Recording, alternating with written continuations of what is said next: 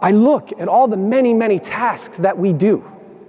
All the many, many tasks. And to be honest with you, in isolation, most of the things that we've been asked to do over our career make sense. They were put in place for a reason, whether it be patient safety or operations improvement, and yes, whether it be about financial reimbursement. And in isolation, they make sense. But the problem is healthcare, we are very reactionary. Every time something happens, we must put a task in place to fix it. We do that, and unfortunately, we move on to the next task.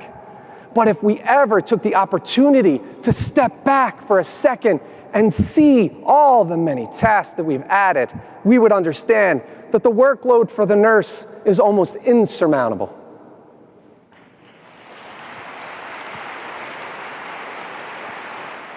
And the last thing we need to talk about, the last statistic, is this, the age 52. 52 is the average age of a nurse in this country, which means most of our workforce is closer to retirement than they are to the beginning of their career. And as they retire, we must replace them, as any profession does. But the challenge we have is we don't have the resources to make that happen. There are not enough nursing programs, there are not enough instructors. As a matter of fact, in 2018, over 72,000 nursing applications to school were rejected for various reasons. That is why experts predict by the year 2025, we will see the largest nursing shortage in this country in over 50 years. That number, 1.3 million nurses. And then finally, we'll talk about our millennials. Any millennials? Oh, millennials. Millennials. Studies have shown that you're very ambitious. You have confidence, lots of confidence. You're really good at tech, and you're very adaptive to change. This makes you an awesome, awesome generation. Welcome to healthcare. But I'm going to say something to you. One thing that you are challenged with is patience. Yeah, clap for that. That's true. So, in order to exemplify what I talk about lack of patience, I'm going to talk about one very special person in my life. This. Oh, that is my daughter, Gracie. Now, Gracie is a millennial. That was when she was younger, obviously, but I love that picture. Now, Gracie, when she was in 7th grade, Gracie came to me. She said, "Daddy, I need your help." I said, "You're not asking my help?" "Oh, yes, let's do this." She said, "Daddy, I need to do a book report on weasels. Can you help me?" Okay, yeah. "Sure, I can help you, Gracie. I tell you what we're going to do." I got so excited as a parent. This is a bonding moment. I said, "Gracie, I tell you what we're going to do. You and I tomorrow are going to go to the library and we are going to look up everything there is about weasels." She looked like she smelled a rotten fart. She went, "Library? Daddy, no, we don't need to go to the library. All we have to do is Google it." "Oh, you know Google? Wow, that's pretty cool." Yes, she wanted to Google it. And in my heart, I died a little bit. I cried. This is a moment for me and my daughter as a parent. But you know what? That's the world she lives in. So I said, "Okay, Gracie, that's fine. I got some time. Let's go to the office. We'll Google that." So she goes off in front of me. She's walking. She gets to the doorway of the office and she stops. And she says, "Daddy, we don't have to Google it." And I said, "Really, Gracie? We're going to the library?" She goes, "No, don't be silly. Give me your phone. I'm going to ask Siri to get it for me." What?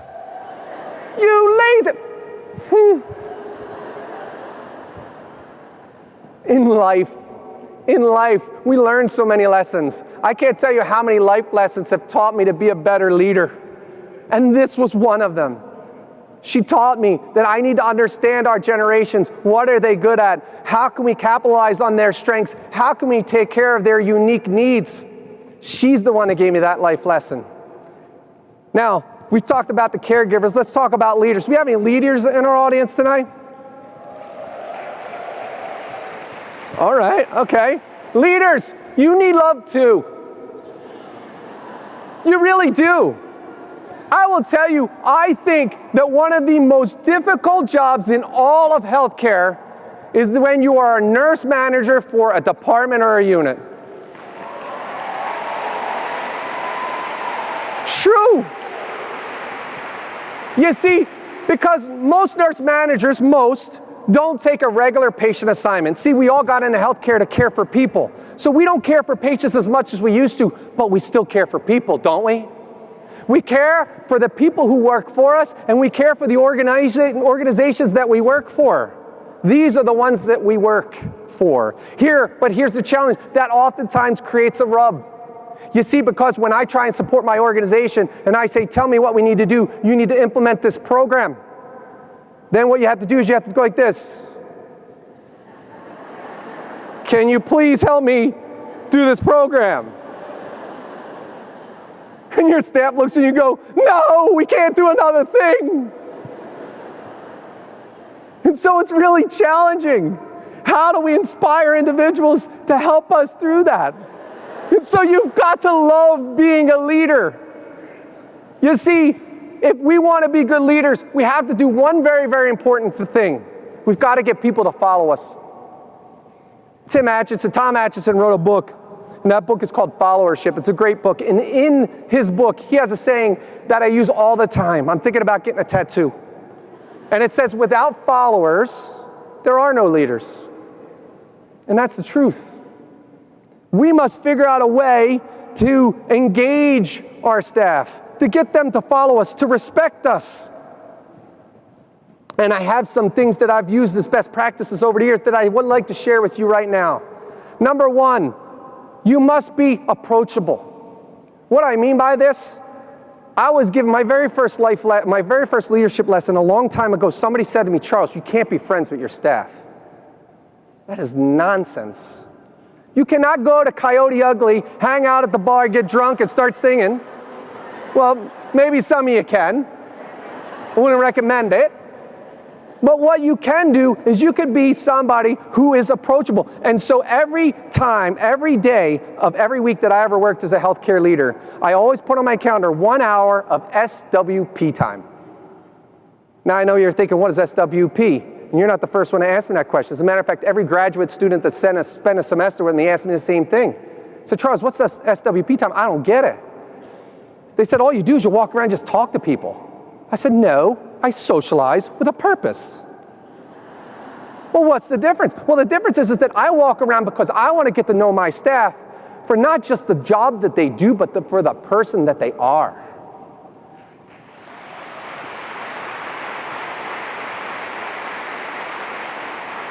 I will walk around and these are the conversations I will have. Hey, Bob, how'd the prom go? Yeah, everybody good? Yeah?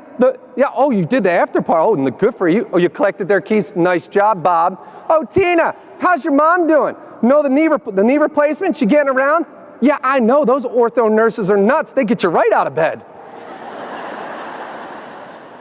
Getting to know our staff is important because that makes you real. The next program, very quick program. I love this program for its simplicity. I was working with a group in Detroit, and there you go.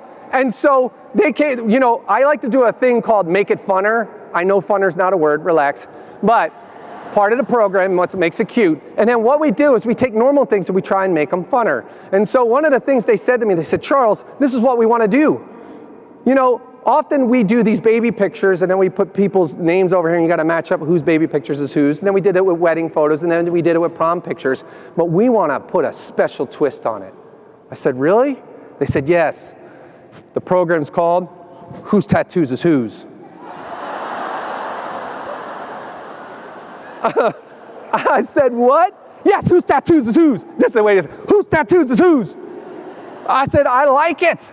How's it work? They said, we're going to swear someone to secrecy with an iPhone. We're going to take pictures of the tattoos. We're going to put up those pictures, and over here we're going to put the names of the people who own those tattoos. I said, well, what's that third column? They said, well, if we have a tie, that is, where is the tattoo located?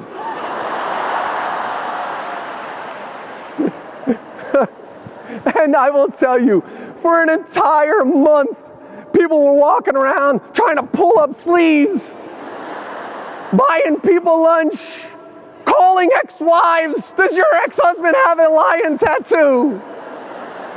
Absolutely beyond honored to be here. Thank you so much for having me. Thank you. Thank you.